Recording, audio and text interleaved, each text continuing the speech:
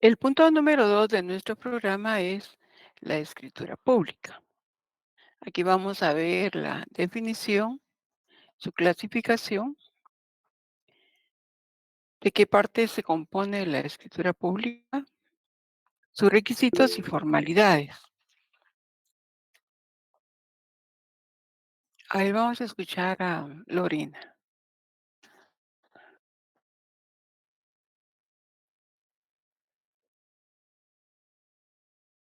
Perdón, licenciada, es que tomé mal el teléfono. Ah, no tenga pena. Muy bien.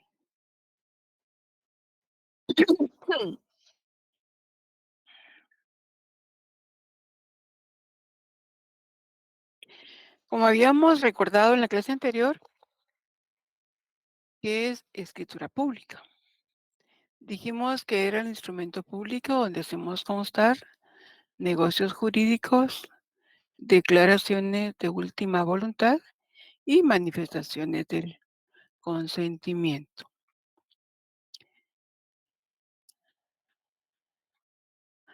Acá yo les consigné una definición del vocabulario jurídico notarial del autor Carlos Nicolás Gattari. Y para él, escritura pública es todo instrumento matriz cuyo contenido principal es el acto o negocio jurídico. Es autorizado por escribano en ejercicio de sus funciones, dentro de los límites de su competencia y con las formalidades de ley para darle forma, constituirlo y eventualmente probarlo. Se menciona el acto o negocio jurídico como contenido principal y la diferencia del acta, pero también se realizan actos de autenticación, comprobación y fijación de hechos. También acá les coloqué la definición del diccionario jurídico elemental del autor Guillermo Cabanela de Torres. Y para él la escritura pública es el documento autorizado por notario u otro funcionario, con atribuciones legales para dar fe de un acto o contrato jurídico. Y la definición del doctor Neri Roberto Muñoz de su libro El instrumento público y el documento notarial, escritura pública es la autorizada por notario en el protocolo a su cargo, a requerimiento de parte, en la que se hacen constar negocios jurídicos y declaraciones de voluntad, obligándose sus otorgantes en los términos pactados. Esta es la definición que más nos parece para nuestro curso de Derecho Notarial 2, porque es un instrumento autorizado por notario en el protocolo a su cargo y para que nosotros podamos ejercer la función notarial tenemos que ser requeridos. Recuerden que nosotros no podemos actuar de oficio. Y ahí vamos a hacer constar negocios jurídicos como compraventa de bienes inmuebles, arrendamientos, constituciones de sociedades, promesas de compraventa, mandatos, etcétera. Y dentro de ello, pues van a haber obligaciones, ¿verdad? Se van a obligar los contratantes en los términos que ellos han decidido, ¿verdad? Y que es lo que nosotros hemos colocado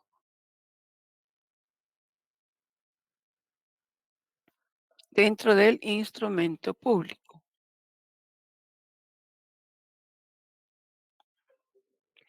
Esta es una clasificación doctrinaria, desechando otras clasificaciones que atienden exclusivamente al negocio que en la misma se contiene y atendiendo a su mutua dependencia o independencia en la esfera de lo instrumental. Se clasifican las escrituras en principales y complementarias, subdividiéndose estas últimas en de ampliación, de prórroga, de confirmación, de ratificación, de aceptación, aclaratorias y de adición. Eso es tomado del libro Derecho Notarial de Centroamérica y Panamá del autor Oscar Salas.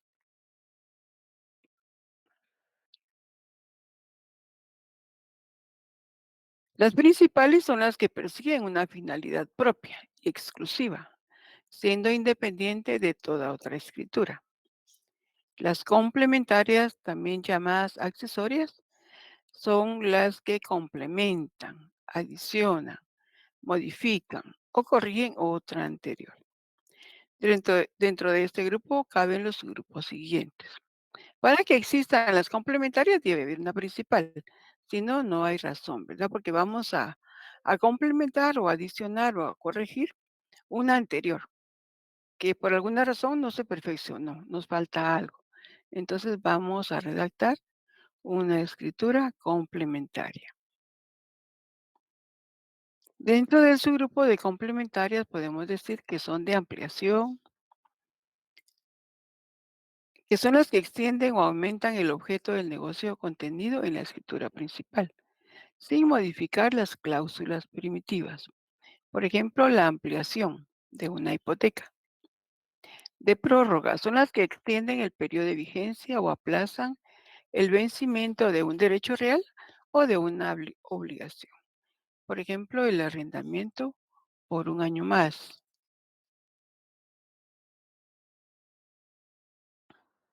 De ratificación son las que aprueban actos realizados por otras personas, sin mandato o sin facultades suficientes para ello. Por ejemplo, el mandante ratifica lo hecho por el mandatario con un poder insuficiente.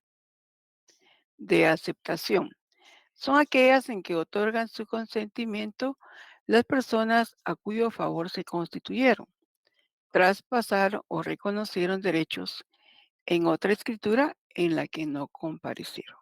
Por ejemplo, la aceptación de una donación. Las aclaratorias son las que suplen omisiones o dejan sin efecto cláusulas, con el fin de facilitar la inscripción de un documento en el registro público o aclaran dudas de otra escritura. Ejemplo, si no se colocó el estado de familia, soltero, casado o unido de hecho. Otra clasificación doctrinaria son las autorizadas y sin efecto.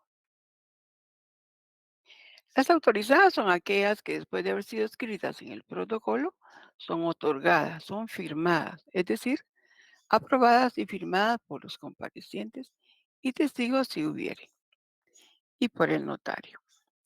El proceso notarial no ha sufrido interrupción y en esta fase la escritura ha quedado completa y terminada, que cuando no hay ningún problema, ¿verdad? Está totalmente autorizada. El otro grupo es sin efecto. Son aquellas que después de haber sido escritas en el protocolo no son firmadas por el notario, porque no han sido aprobadas y firmadas por las partes y por los testigos. Puede suceder que antes de aprobar y firmar la escritura, alguno de los comparecientes cambie de criterio o se niegue a otorgarla después de escrita en el protocolo. Puede ser que al momento de firmarla, de otorgarla, se arrepienta por alguna razón. Entonces, esa escritura quedaría sin efecto, porque no está otorgada, no está firmada, no está aceptada. En Guatemala, la clasificación se da de la siguiente manera. Hay escrituras principales, escrituras complementarias y escrituras canceladas. Las escrituras principales son las que se perfeccionan en un mismo acto e independientemente de cualquier otra escritura para tener validez.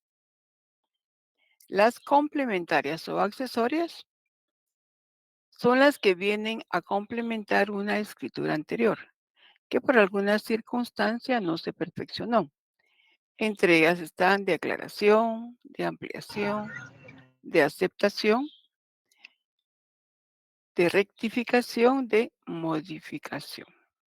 Tiene que haber una escritura anterior para que exista una complementaria. Y las escrituras canceladas son las que no nacen a la vida jurídica. Pueden haber muchos motivos para que no nazca. Puede ser que las personas ya no la firmen, puede ser que nos hayamos equivocado en la impresión o alguna otra circunstancia, ¿verdad?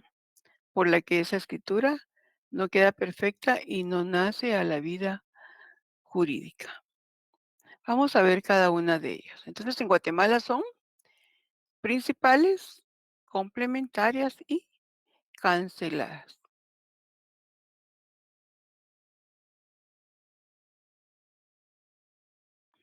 La escritura cancelada. Como les decía, se puede cancelar por muchos motivos. Puede ser error de impresión. Puede ser que al imprimirla nos hayamos salido del margen. Imprimimos una letra o dos letras más, parejas, ¿verdad? Porque nosotros justificamos nuestra escritura cuando estamos redactando nuestro instrumento. Pero puede ser que al imprimirla no caiga cabal en el espacio, ¿verdad? Y se salga. Puede ser error de impresión.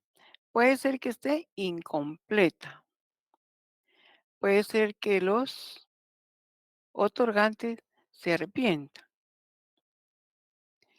pero principalmente que no estén firmadas por alguno de los sujetos o por todos.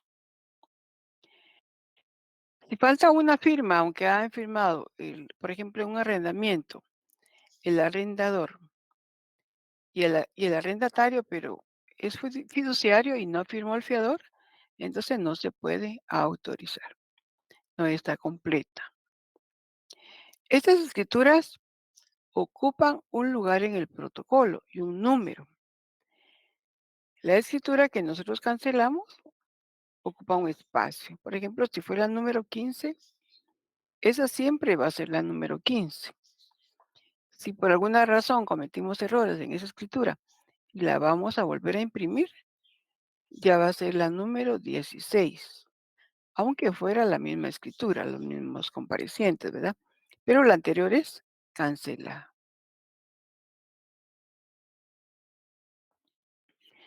¿Cómo hacemos la cancelación? Al final de la escritura, donde deberían estar las firmas, se escribe una razón de cancelación. Por ejemplo, podemos consignar lo de esta forma. Razón. En el mismo lugar y fecha se cancela la presente. Conste. Firma del notario y la notaria. Esa sería la razón que nosotros vamos a consignar al final de la escritura donde iban a consignar las firmas los otorgantes. De esta escritura cancelada no podemos extender copias ni testimonios, porque el artículo 77 lo prohíbe. No podemos extender copias ni testimonios. La obligación posterior es remitir un aviso al Archivo General de Protocolos, indicándole a la directora, haciendo de su conocimiento, que la escritura tal de fecha tal fue cancelada.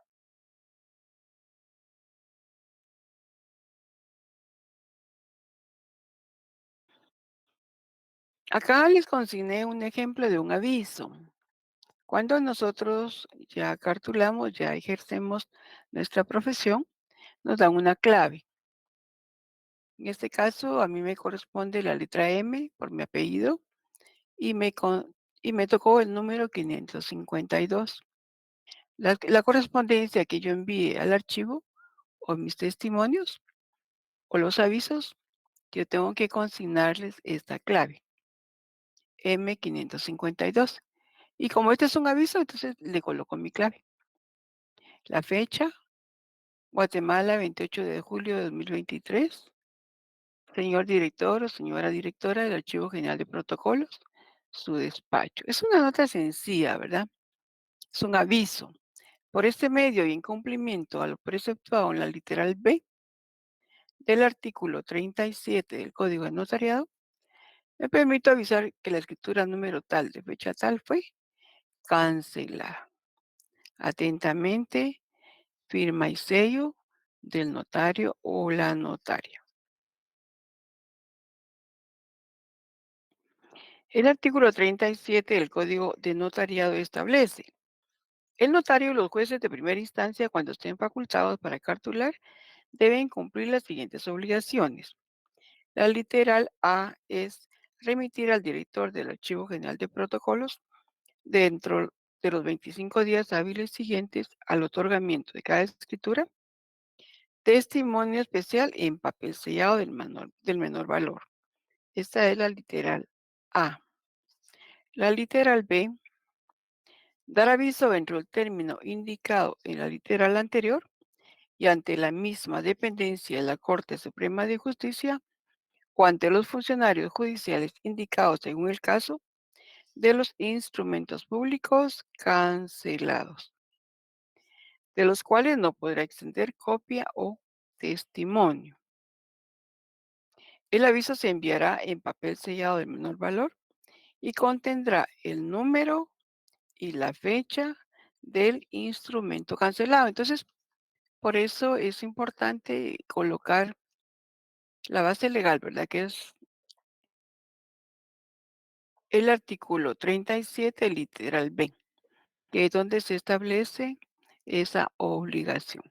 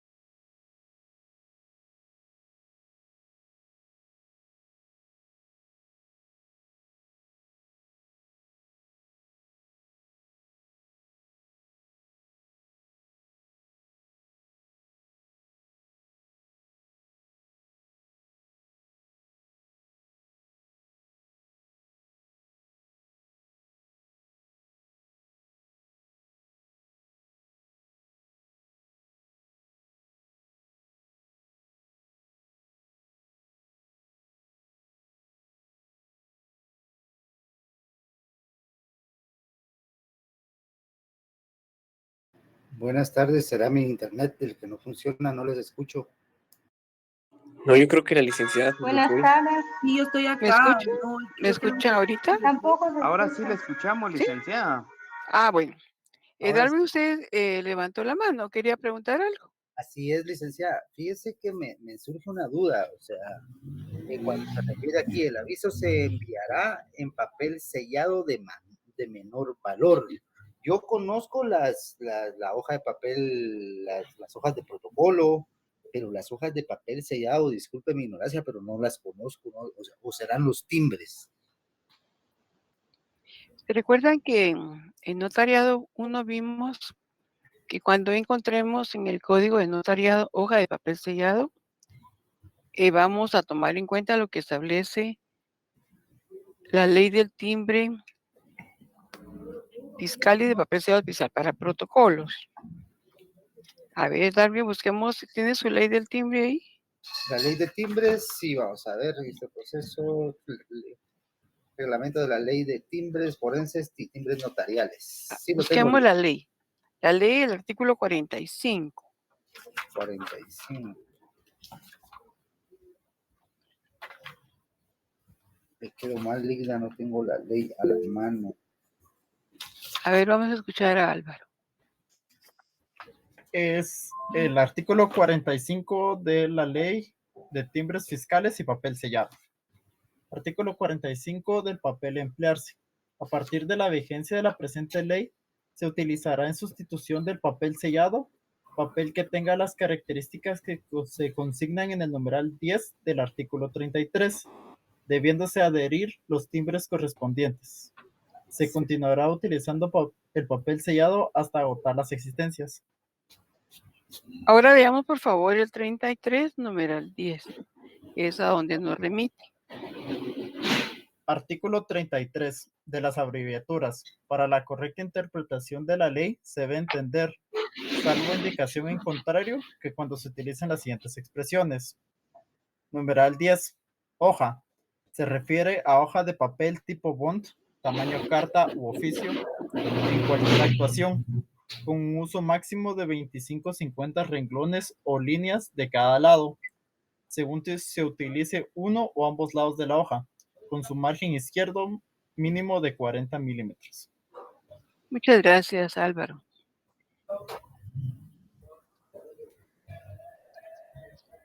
¿Los escuchó, Darwin? Así es, licenciada, muchísimas gracias. Muy bien. Entonces, siempre que encontremos hoja de papel sellado en nuestro código de notariado, vamos a hacer caso de que son hojas de papel tipo bond.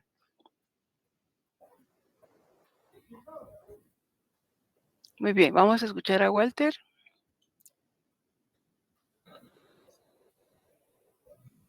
Déjenme ver.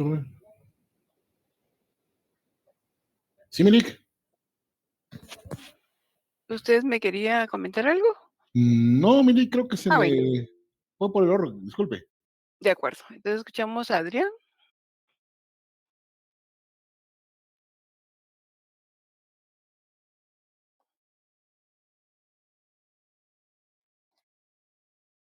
Le doy la palabra a Adrián.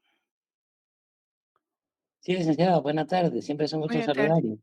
Gracias Eh, igualmente. Yo tengo una duda. ¿Cómo se llama el papel que viene con líneas igual que el papel sellado? Y si se puede usar ese papel con fines docentes, es decir, para hacer ejercicios, por la dificultad que da el papel bond, que uno se puede pasar de las 25 líneas o de los márgenes. El papel español, dice usted, ¿se está refiriendo a ese? Sí, sí, sí. Me acordaba del nombre. Sí, Sí, licenciado. sí podemos utilizarlo. Es que antes las hojas de protocolo venían en ese formato, pero ahorita ya vienen parejas las hojas. Entonces, podemos utilizarlas, ¿verdad? Porque estas creo que tienen 25 líneas, Sí, tiene 25 por lado. Y los 25 márgenes, por lado. los márgenes son los que dice el código notarial. Sí, pues, sí, sí Gracias, podemos licenciado. usarlas. Muy Muy bien. bien, muchas gracias. Cuando trabajamos escrituras en Notariado 4, anteriormente vendían unas hojas que incluso les ponían el nombre protocolo, pero hubo algunos problemas, entonces ya prohibieron hacer ese uso de hojas, porque lo estaban utilizando incorrectamente, ¿verdad? Pero podemos usar las hojas de papel español o hacer en nuestro formato, ¿verdad? De 25 líneas de un lado y 25 líneas del otro lado. 50 líneas para hacerlo como que fuera nuestra hoja de protocolo. Vamos a escuchar a Marvin, creo que quería hablar. Buenas tardes, licenciada, gusto saludarla. Buenas tardes, Marvin, gracias igual. Solo quería pedirle favor que mencionara el artículo de la ley del impuesto de timbres que acaba de leer la compañera. Sí, con gusto. Es el artículo 45 de la Ley 45. del Impuesto de Timbres Fiscales y de Papel Seda Especial para Protocolos. Muchas Y gracias, ese nos licenciada. remite al artículo 33, numeral 10. Muy amable, le agradezco Muy bien, de acuerdo. No sé si Adrián quiere hablar otra vez. Bueno, muy bien. Entonces vamos a ver la estructura de la escritura pública. La estructura de una escritura es el modo de hacerla, de faccionarla. Es la estructura interna en su composición o redacción, en la que se distinguen sus diversas partes integrantes.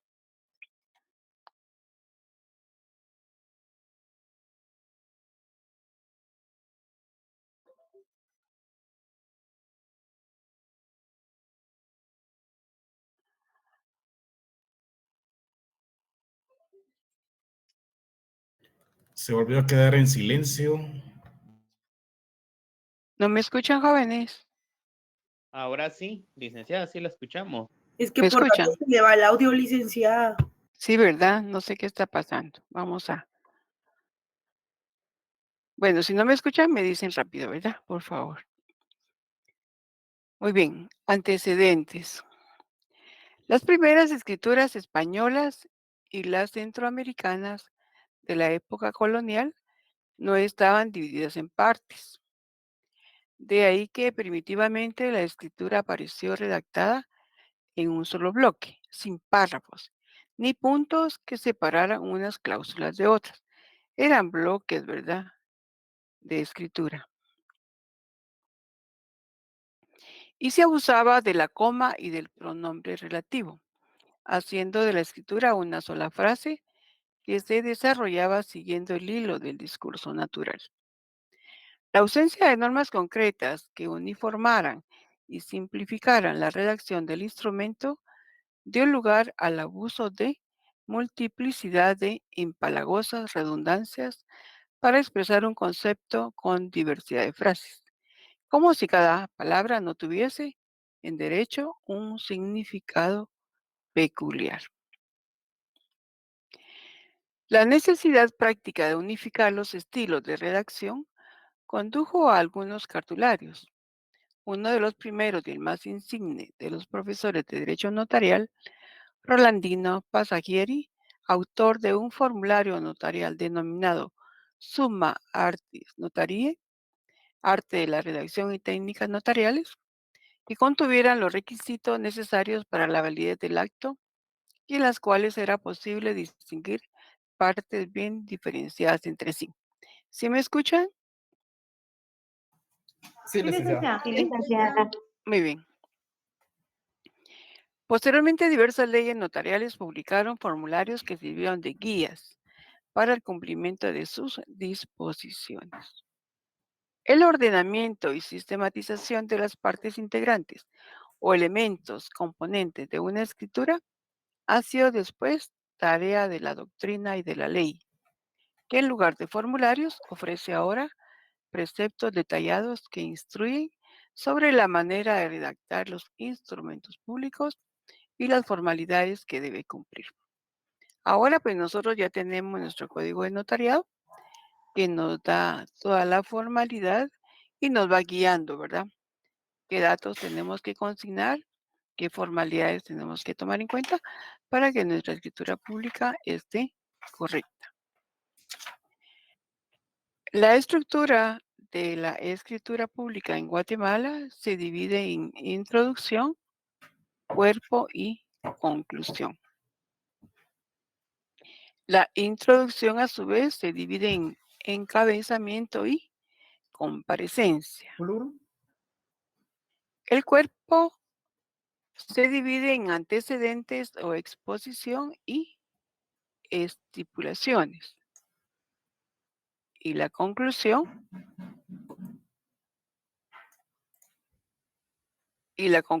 ¿Verdad? Muy bien, entonces es introducción, cuerpo y conclusión. La introducción, a su vez, se divide en encabezamiento y comparecencia, antecedentes o exposición y estipulaciones y la conclusión. Vamos a ver cada una de ellas. La introducción. Dijimos que la introducción se dividía en encabezamiento y comparecencia. Vamos a ver el encabezamiento. Esto es de conformidad a nuestro código de notariado. Busquemos ahí el artículo 29 de nuestro código de notariado.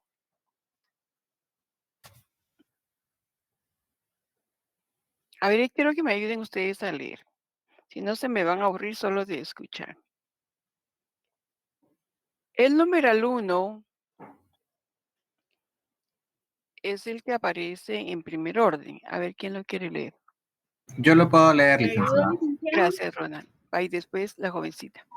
Ok, dice en el artículo 29, establece los instrumentos públicos contendrán, numeral 1, el número de orden, lugar, día, mes y año del otorgamiento. Muy bien. Si nosotros estuviéramos redactando un testamento o donación por causa de muerte, además tendríamos que tomar en cuenta lo que establece el artículo 42, número 1 del Código de Notariado. Busquemos ahí el 42.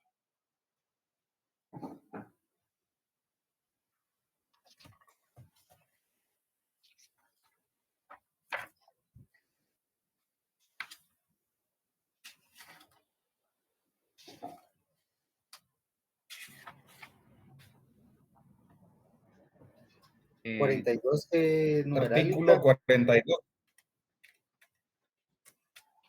El artículo Artículo 42, 42. numeral 1. La escritura pública de testamento, además de las formalidades generales, contendrá las especiales siguientes. 1. La hora y sitio en que se otorga el testamento. Muy bien, muchas gracias. Entonces, si vemos en el 29, solo vemos que está escrito el número de orden, lugar, día, mes y año del otorgamiento. Pero si fuera un testamento, el artículo 42 nos da formalidades especiales. Y además de esos datos, tendríamos que agregar la hora y el sitio. Entonces, estas son formalidades especiales.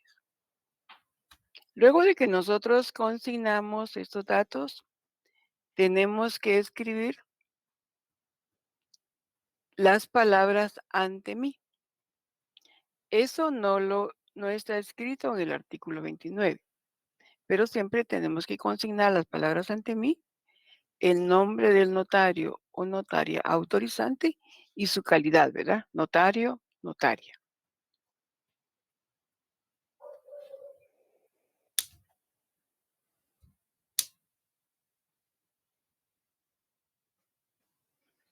Por ejemplo, aquí les estoy poniendo ya un ejemplo, ¿verdad? Número 21.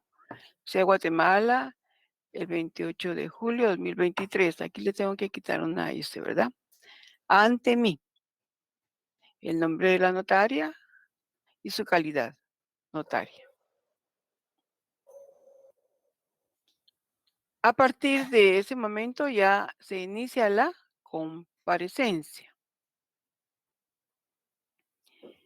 que sería ya a partir del numeral 2, 3, 4, 5 y 6, del 2 al 6. Licenciada, perdone, ¿puede regresar a la diapositiva previa? Sí, con mucho gusto. Gracias. Muy bien. Entonces, luego nos tocaría la comparecencia. Y se establece del numeral 2 al numeral 6. A ver, ¿quién quiere leer del 2 al 6? Del Código de Notariado, artículo 29.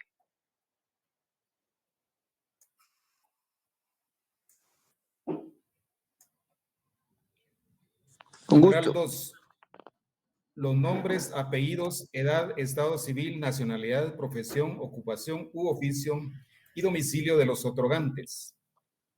Tercero, la fe de conocimiento de las personas que intervienen en el instrumento y de que los comparecientes aseguran hallarse en el libre ejercicio de sus derechos civiles.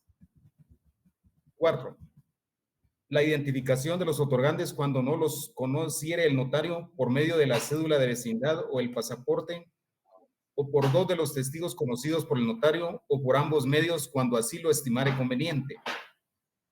Quinto, razón de haber tenido a la vista los documentos fehacientes que acrediten la representación legal de los comparecientes en nombre de otro, describiéndolos e indicando lugar, fecha y funcionario o notario que los autoriza. Hará constar que dicha representación es suficiente conforme a la ley y a su juicio para el acto o contrato. 6. La intervención de un intérprete nombrado por la parte que ignore el idioma español, el cual, de ser posible, deberá ser traductor jurado. Si el intérprete no supiera o no pudiera firmar, lo hará por él un testigo. Gracias, Miguel Ángel. Acá en esta comparecencia que yo les estoy consignando, no estamos utilizando representación. Entonces, el numeral 5 no lo vamos a aplicar porque establece razón de haber tenido a la vista los documentos fehacientes que acrediten la representación legal de los comparecientes en nombre de otro. Si existiera una representación, entonces tendríamos que consignarlo, ¿verdad? El numeral 6 también no lo aplicamos. La intervención de un intérprete nombrado por la parte que ignore el idioma español, el cual, de ser posible, deberá ser traductor jurado. Si el intérprete no supiere o no pudiera firmar, lo hará por un testigo. En este caso, las personas saben el español. Entonces, es un ejemplo sencillo, ¿verdad? No necesitamos de un intérprete. A ver, le voy a pedir favor a Álvaro que nos lea la comparecencia.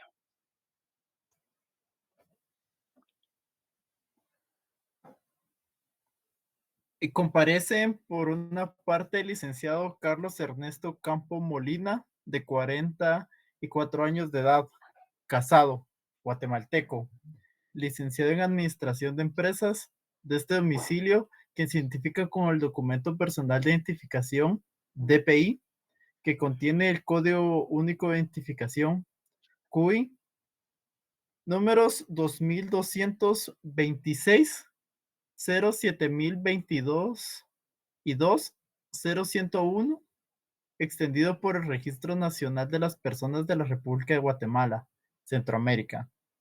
Y por la otra parte, Rosidalia María Ventura Sazo, de 40 años de edad, casada, guatemalteca, perita contadora de este domicilio, quien se identifica con el documento personal de identificación, DPI, que contiene Código Único de Identificación, CUI, número 1801, 51028, 0101, extendido por el Registro Nacional de las Personas de la República de Guatemala, Centroamérica.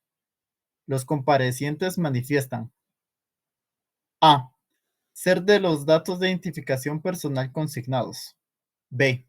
Hallarse en el libre ejercicio de sus derechos civiles. Y C. Que en el transcurso y para los efectos del presente instrumento público podrán denominarse el vendedor y la compradora, respectivamente, y por el mismo otorgan contrato de compraventa de bien inmueble de conformidad con las siguientes cláusulas. Gracias, Álvaro. Entonces, acá estamos cumpliendo con el numeral 2, el numeral 4 y el numeral 3. Estamos identificando a las personas, estamos consignando sus nombres, sus apellidos, edad, estado civil, nacionalidad, profesión, ocupación u oficio y domicilio de los otorgantes. Si el notario conociera al compareciente, entonces puede consignar a quien doy fe de conocer. Y podría consignar siempre su documento personal de identificación o puede no consignarlo, pero está indicando que lo conoce, es otra forma de identificación. También estamos consignando que ellos se encuentran o se hallan en el ejercicio de sus derechos civiles. Y los estamos identificando, ¿verdad? En este caso, con su documento personal de identificación. Y luego nosotros consignamos que ellos son de los datos de identificación personal consignados, porque revisamos, chequeamos sus documentos, que se hagan en el libre ejercicio de sus derechos civiles y que en el transcurso del instrumento les vamos a denominar el vendedor y la compradora. Podemos consignar sus nombres o podemos consignar el vendedor o la compradora. Entonces, aquí terminaría nuestra comparecencia.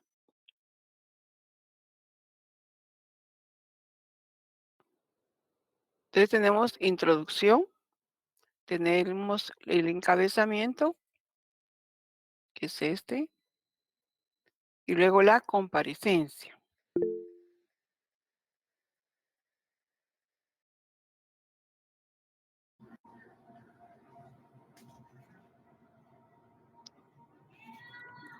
Vamos a escuchar a Pedro. ¿Qué dice Pedro? Licenciada, solo, disculpe, no escuché el fundamento legal de la comparecencia. De la comparecencia. Sí, Es el licenciada. artículo 29. Desde el numeral 2, 3, 4, 5 y 6.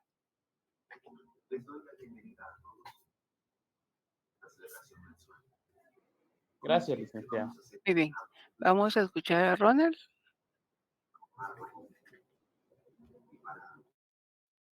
No, perdón, licenciada. Muy bien. Me activó. De acuerdo.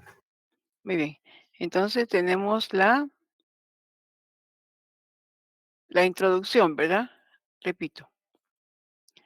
Aquí estaba la introducción y dentro de la introducción tenemos el encabezamiento y la comparecencia.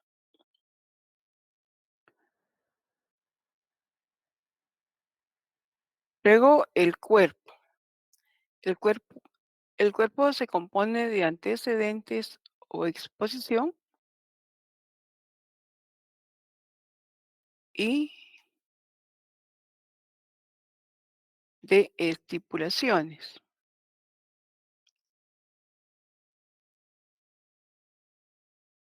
Los antecedentes o exposición son circunstancias útiles que ayudan a la feliz interpretación de las declaraciones de voluntad que se manifiestan. Es el lugar adecuado para expresar elementos preexistentes del negocio de indudable trascendencia para determinar y valorar el negocio jurídico. La exposición describe los elementos o circunstancias objetivas que precedan y estén enlazadas con las estipulaciones y declaraciones de voluntad que después hagan los comparecientes. En el caso de la compra-venta, el antecedente va a ser la cláusula donde estamos consignando que la persona acredita la propiedad. Pero ese sería el antecedente. Serían datos que preceden a las estipulaciones que vamos a consignar en el cuerpo del instrumento público. Ejemplo del antecedente o exposición. Primera, manifiesta, a ver si alguien lee leer. Se lo leo yo, licenciada. Gracias, Mario. Ejemplo. Primera, manifiesta el vendedor que es propietario del inmueble ubicado en la 9ª calle A, número 20-50 de esta ciudad, el que tiene el área, medidas y colindancias que le aparecen en su primera inscripción en el Registro General de la Propiedad de la Zona Central, con el número 4833, folio 349, del libro 120 de Guatemala, 120E de Guatemala. Gracias, Marvin. Entonces, este es el antecedente. La persona tiene la propiedad y es lo que con eso vamos a iniciar nuestra primera cláusula. Es un antecedente o exposición.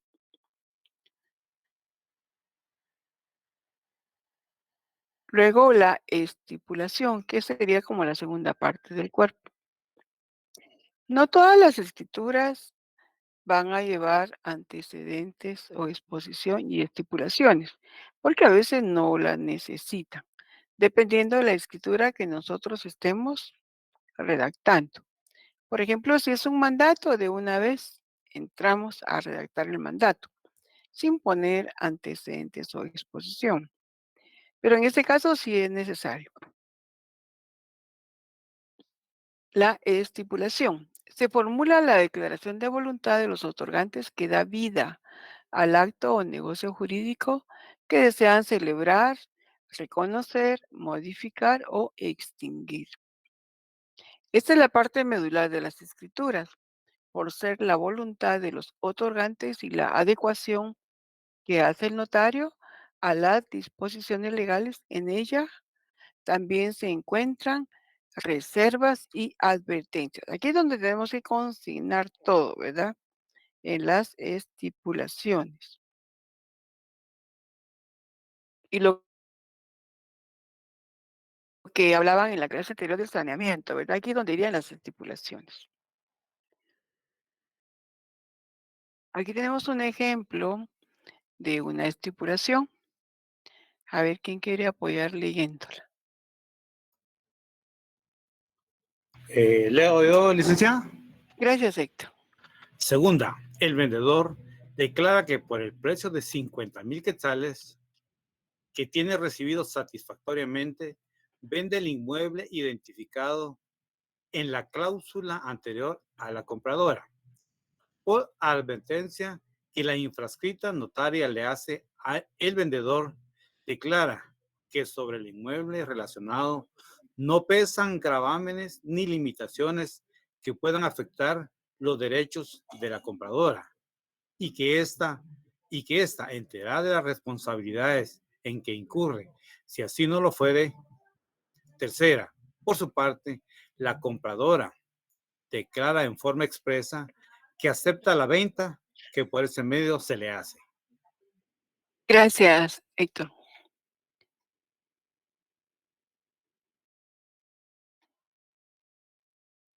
Entonces aquí tenemos dos estipulaciones, ¿verdad? En cuánto se va a vender el bien inmueble, que se hace constar que no hay gravámenes ni limitaciones que afecten los derechos de la persona que ha adquirido el bien. Y en la tercera es otra estipulación que la compradora declara en forma expresa que acepta la venta que por este medio se le hace. Estas ya son dos estipulaciones. Dependiendo la escritura pública, así va a ser la cantidad de estipulaciones que nosotros tengamos que escribir en el cuerpo de la escritura pública o del instrumento público. Y luego la conclusión.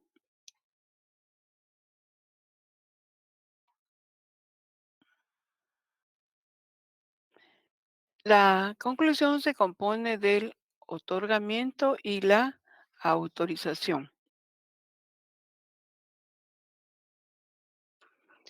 El otorgamiento lo constituye la lectura del instrumento, el consentimiento de los otorgantes, la firma de estos y de los testigos. Y la autorización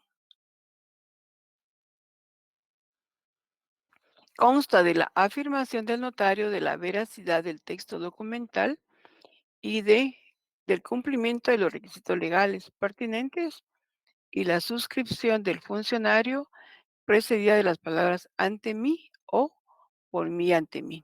Ante mí si hay otorgantes, por mí ante mí si el notario es el otorgante y el autorizante. Entonces, el otorgamiento se establece en los numerales 8, 10 y 12. El cuerpo va a ser el numeral 7. El 7 establece la relación fiel, concisa y clara del acto o contrato. El numeral 7 se va a referir a todo el cuerpo, todo lo que nosotros estamos estipulando o exponiendo va a ser de esta forma, una relación fiel, concisa y clara del acto o contrato. El numeral 7 se refiere al cuerpo. A ver, ¿quién quiere leer el 8, 9, 10 y 11? Hasta el 12 sería el código de notariado. Numeral 8. La fe de haber tenido a la vista los títulos y comprobantes que corresponda, según la naturaleza del acto o contrato. 9. La transcripción de las actuaciones ordenadas por la ley o que a juicio del notario sean pertinentes, cuando el acto o contrato haya sido precedido de autorización u orden judicial, o preceda de diligencias judiciales o administrativas. 10. La fe de haber leído el instrumento a los interesados y su ratificación y aceptación. ¿Hasta cuál dijo? Disculpe.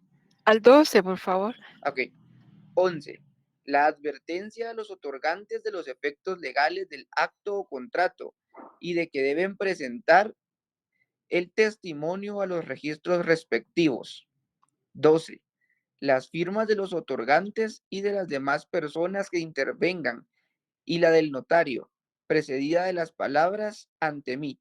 Si el otorgante no supiere o no pudiere firmar, pondrá la impresión digital de su dedo pulgar derecho y en su defecto otro que especificara el notario, firmando por él un testigo. Y si fuere varios los otorgantes que no supieren o no pudieran firmar, lo hará un testigo por cada parte o grupo que represente un mismo derecho.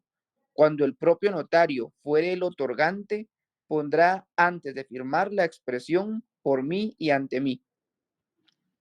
Gracias, Marvin. Entonces, eso es lo que tenemos que estipular en la conclusión. La fe de haber tenido a la vista todos los títulos, todos los comprobantes que nos llevaron nuestros clientes y que nos sirvieron de base para nuestra escritura. La transcripción de actuaciones, sí es necesario hacer la transcripción. En este caso no es necesario, pero a veces hay mutuos, por ejemplo, donde se transcribe la autorización de ese mutuo. Entonces, en esos casos habría que transcribir. La fe de haber leído. Es importante que nosotros leamos a nuestros clientes el contenido de la escritura pública. Y que ellos sepan que hay que presentar el testimonio a los registros respectivos. Y luego la firma de los otorgantes y de las demás personas que hayan intervenido. Y el notario la autorizará con las palabras ante mí y su firma. Ahora, si él es el único otorgante y autorizante, entonces se van a utilizar las palabras por mí y ante mí.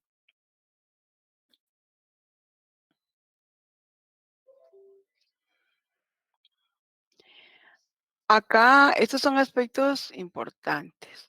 El cierre ya no aparece en cláusulas, el clausulado ya terminó. Debe dar fe de todo lo expuesto y con una vez que lo haga el notario es suficiente. Debe hacer constar que tuvo a la vista los documentos relativos al acto o contrato, las identificaciones, etc.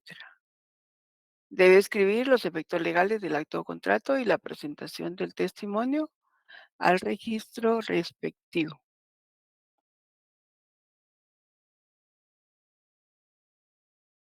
Le voy a pedir favor a Magali que nos lea el ejemplo de la conclusión.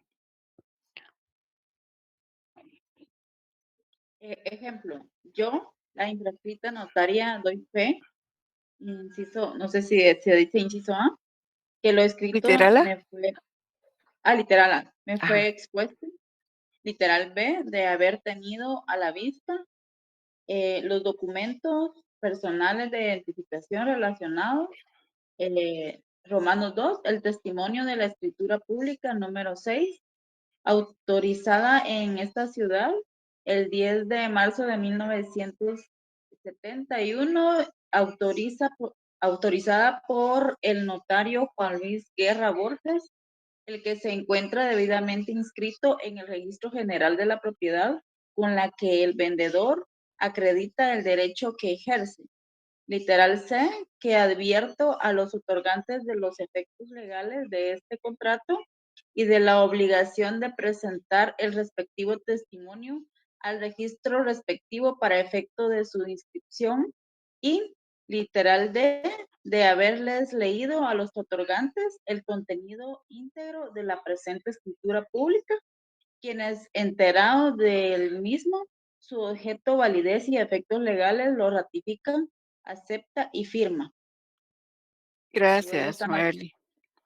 Muy bien, Gracias. entonces ahí aparece la firma del comprador, del vendedor, y como hay firmas de otorgantes, el notario tiene que consignar las palabras ante mí antes de poder autorizar la escritura. Vamos a ver la palabra a Eri. ¿Qué dice Eri? Gracias, licenciada. Con una consulta, la diferencia entre utilizar la palabra literal o inciso en derecho, ¿por qué es que se utiliza literal? Perdón. Porque en este caso estamos utilizando letras del alfabeto, ¿verdad? A, B, C, D, E, ¿verdad? Ok. Gracias. Muy bien.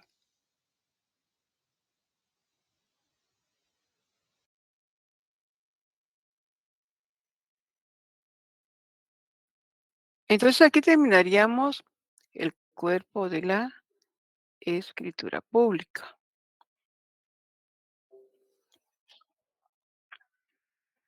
Las formalidades son las que vimos, ¿verdad? Y que ya leímos, que son las formalidades generales de los instrumentos públicos y que se establecen en el artículo 29 que hemos estado viendo.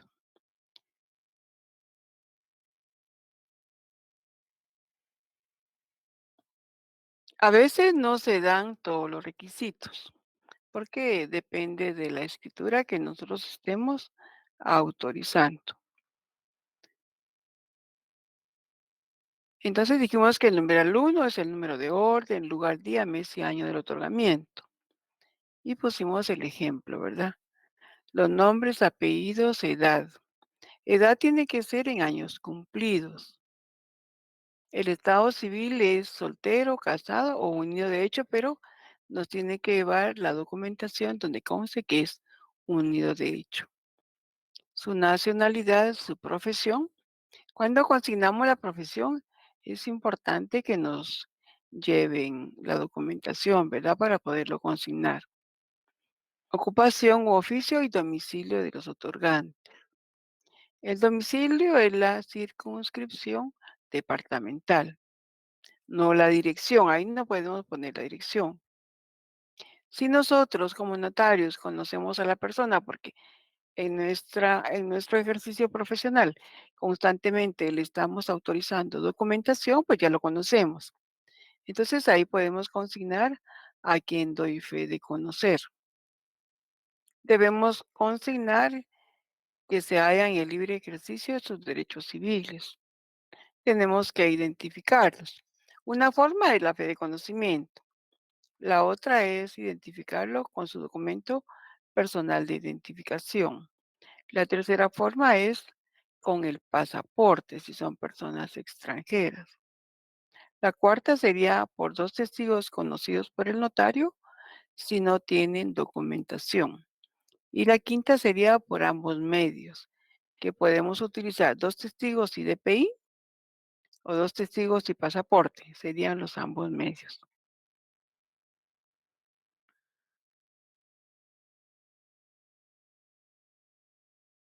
La razón de haber tenido a la vista los documentos fehacientes que acrediten la representación legal de los comparecientes. Si existiera representación legal, entonces tenemos que consignar el lugar, fecha y funcionario o notario que los autoriza. Tenemos que copiar del documento, ¿verdad? ¿Quién autoriza ese documento? Si está registrado, con qué fecha fue registrado. Y tenemos que calificar esa documentación, tenemos que leerla. Tenemos que saber si la persona está facultada para ese acto o contrato que desea celebrar. Si nosotros tenemos seguridad de que esa documentación está correcta, que está vigente, que está registrada, y si es el documento adecuado y que es el documento suficiente, entonces lo hemos calificado. En el numeral 5, en la parte final, establece: hará constar que dicha representación es suficiente conforme a la ley y a su juicio para el acto contrato. Tenemos que consignar esa frase, ¿verdad? Esa oración, para que nosotros, a través de esa frase, estamos indicando que hemos calificado esa representación.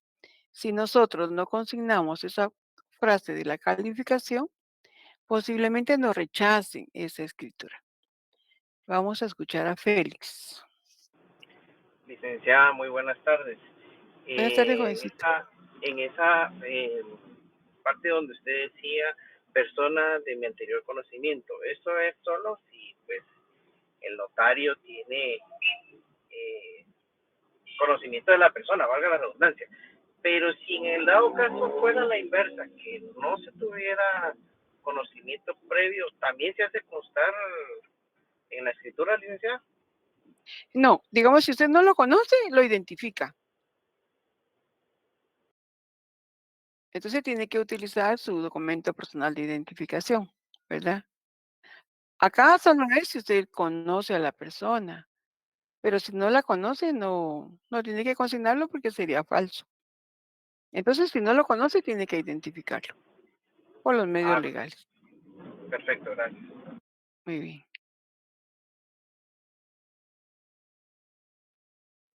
Entonces decíamos que para hacer constar que sí calificamos la representación de la persona que está actuando, tenemos que consignar esta frase, que la representación es suficiente conforme a la ley y a mi juicio para celebrar este contrato, ¿verdad?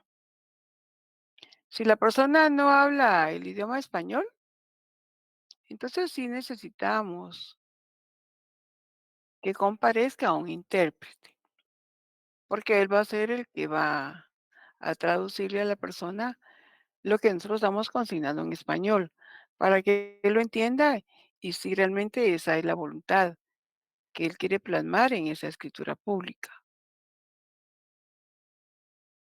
Y también si el intérprete no sabe escribir, no sabe firmar, podemos asociarnos de ese intérprete, pero necesitamos un testigo rogado que firme en nombre de él.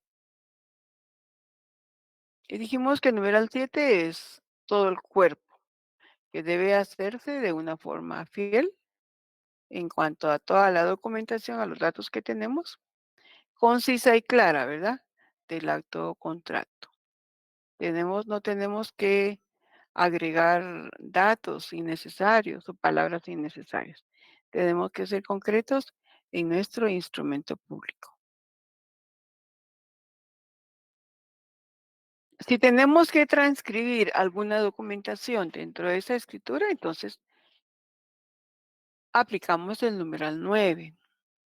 Cuando transcribimos, consignamos comillas y empezamos a copiar todo el documento y al finalizar terminamos con comillas. Tenemos que leer el instrumento a nuestro cliente porque a veces ellos no tienen dudas, ¿verdad? En cambio, leyéndoselo, ellos nos van a preguntar y tienen que estar ellos seguros de que el instrumento es la voluntad de ellos, ¿verdad? Lo que ellos realmente quieren hacer constar en ese instrumento público. Y tenemos que advertirle de los efectos legales, ¿verdad?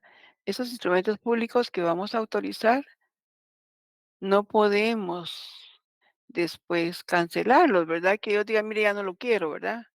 Bueno, por supuesto, si ya nos quieren firmar, tendríamos que cancelarlo, pero no va a ser siempre así, ¿verdad? Ellos tienen que saber que esos son documentos serios. Si ellos quieren, por ejemplo, autorizar su testamento por causa de muerte, bueno, habría posibilidad de volverlo a hacer, ¿verdad? Pero digamos, si fuera una compra-venta de un bien inmueble o una donación entre vivos, por ejemplo, tenemos que indicarle a nuestros clientes qué efectos legales van a existir. Si él está de acuerdo con esos efectos legales, pues entonces va a firmar el instrumento público. Es muy importante que ellos sepan los efectos que conllevan la autorización de ese instrumento público. Y que deben saber que tenemos que presentar el testimonio a los registros respectivos. Las escrituras consignamos que la obligación es de ellos, de registrar el testimonio. Es una forma de escribirlo, pero realmente quien lo manda al registro somos nosotros como notarios. Ellos posiblemente no tengan tiempo y tampoco van a saber dónde quedan, tal vez, ¿verdad? Entonces es una obligación nuestra. Aunque en la escritura consignemos que ellos tienen la obligación de presentarlo a los respectivos registros.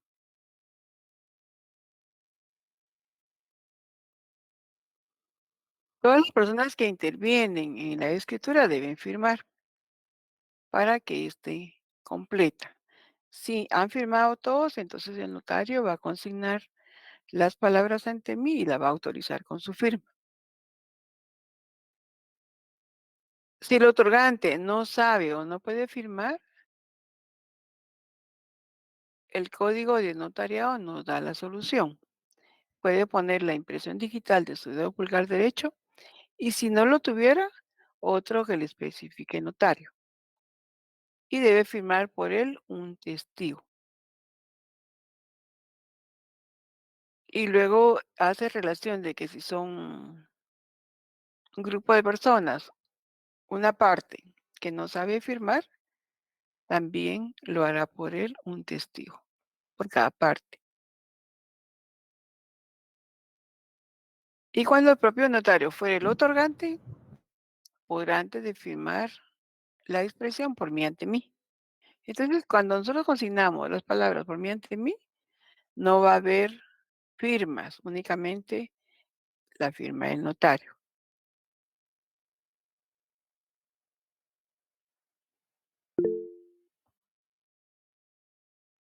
Vamos a escuchar a Pedro. ¿Qué dice Pedro? Licenciada, buenas noches.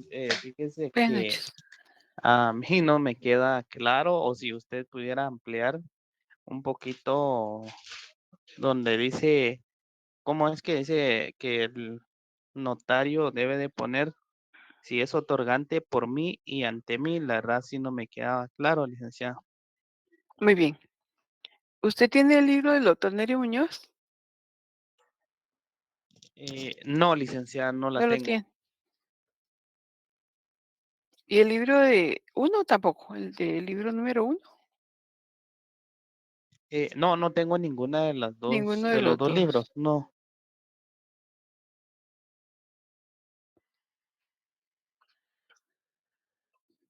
Cuando establece el artículo 29, cuando el propio notario fuera el otorgante, quiere decir que en ese instrumento público no hay ningún otro compareciente. Únicamente el notario es el que va a comparecer, únicamente. Entonces él va a ser el propio otorgante, porque no hay otra persona dentro de la comparecencia de ese instrumento público. Solo el notario va a comparecer. Por ejemplo, cuando él redacta un acta de protocolación. Si no hay una persona que le lleve el documento, si no él directamente lo lleva. Por ejemplo, él viaja a Estados Unidos y al regresar a Guatemala protocoliza el acta de protocolación. En ese caso no va a haber otro compareciente, únicamente el notario. Como no hay otro compareciente, él va a ser el propio otorgante. Entonces él va a firmar, pero va a consignar las palabras por mí y ante mí, porque no hay otro compareciente. Si hubieran comparecientes aparte del notario, entonces él va a consignar las palabras ante mí, porque hay firmas antes de que él autorice ese instrumento público. Por ejemplo, en un acta de legalización de copia de documentos, ahí no comparecen las personas, únicamente llevan el documento para que el notario legalice esas copias, las autentique. El notario reproduce las hojas, las copias del original, pero en esa acta de legalización de copia de documentos no hay ninguna comparecencia. Nadie comparece. Entonces el único otorgante va a ser el notario, porque no hay comparecencia en el acta de legalización de copia.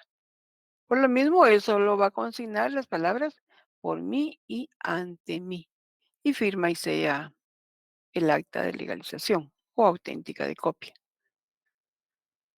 O sea, no hay otro compareciente, ¿verdad? Si hubiera otro compareciente, entonces él no va a ser el otorgante, sino van a ser las personas que comparecen. Pero si no hay personas que comparezcan, entonces el único otorgante va a ser él.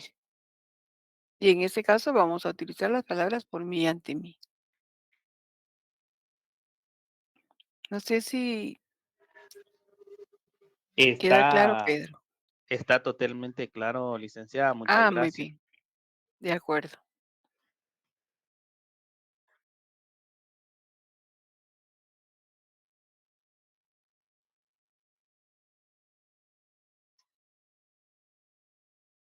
El artículo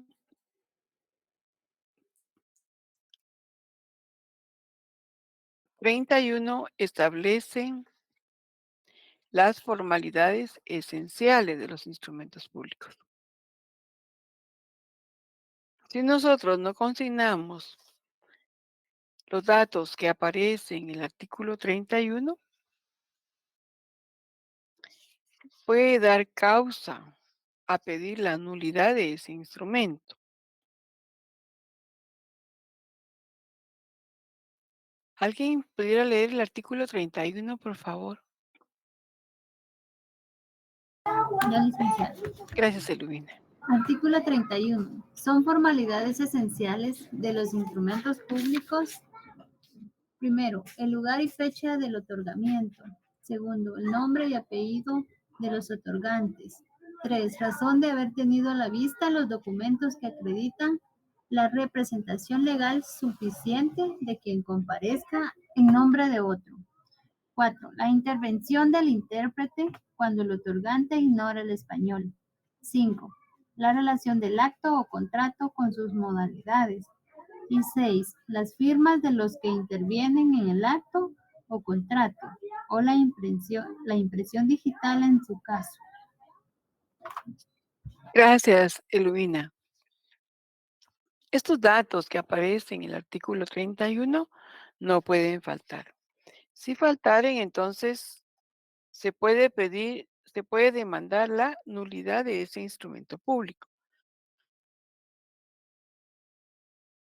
El artículo 32 establece: la omisión de las formalidades esenciales en los instrumentos públicos da acción a la parte interesada para demandar su nulidad, siempre que se ejercite dentro del término de 4 años, contados desde la fecha de su otorgamiento. Entonces, es importante tomar en cuenta esta normativa.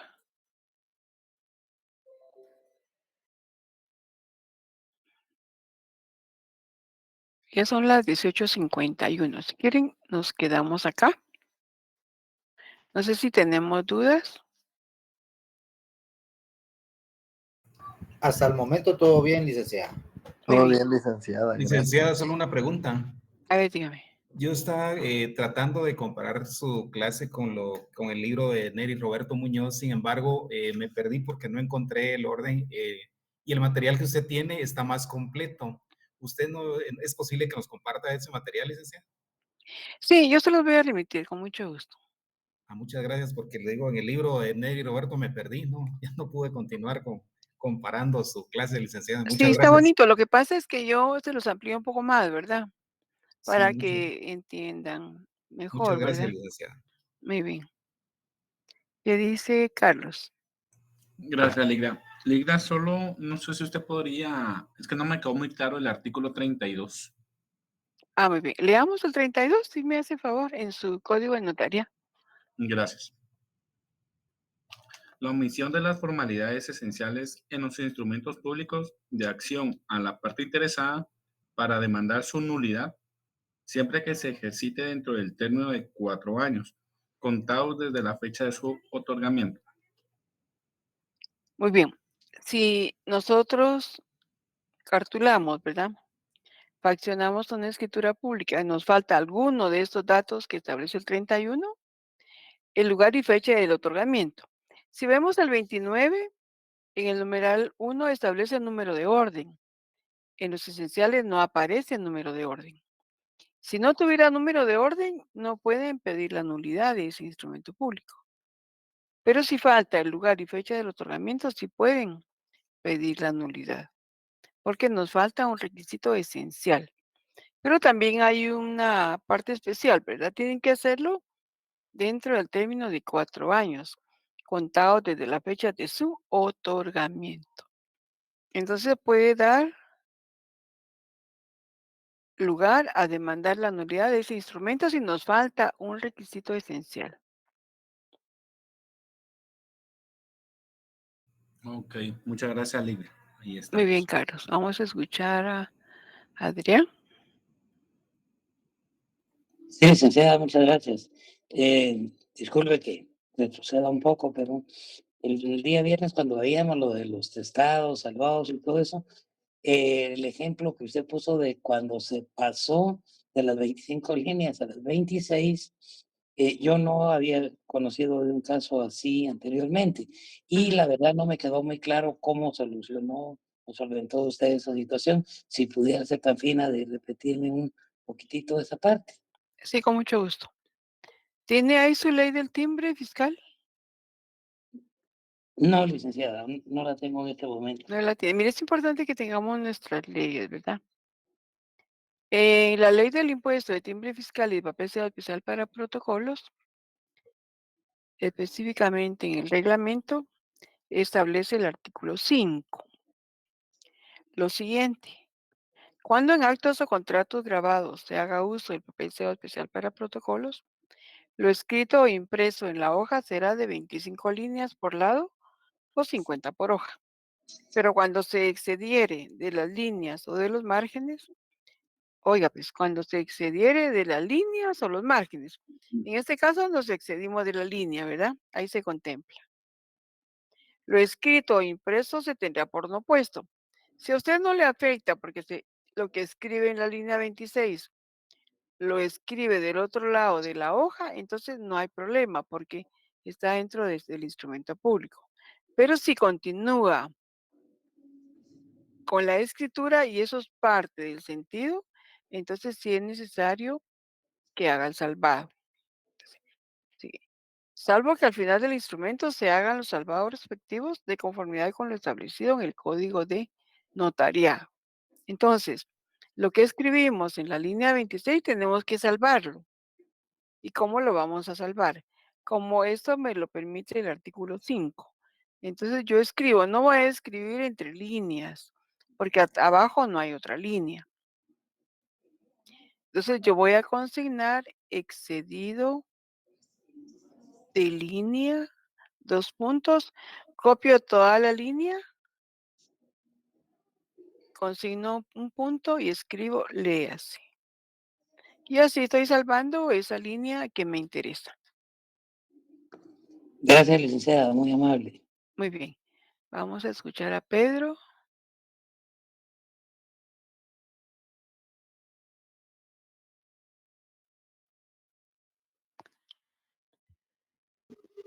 Perdone, licenciada, seguramente se quedó levantada la mano. Vaya, de acuerdo. Bueno, entonces damos por terminada la clase para que nos podamos ir a nuestra otra clase, ¿verdad, jovencitos? Les deseo feliz noche y los veo primero Dios el día viernes. Gracias, licenciada. Feliz noche, licenciada. Gracias.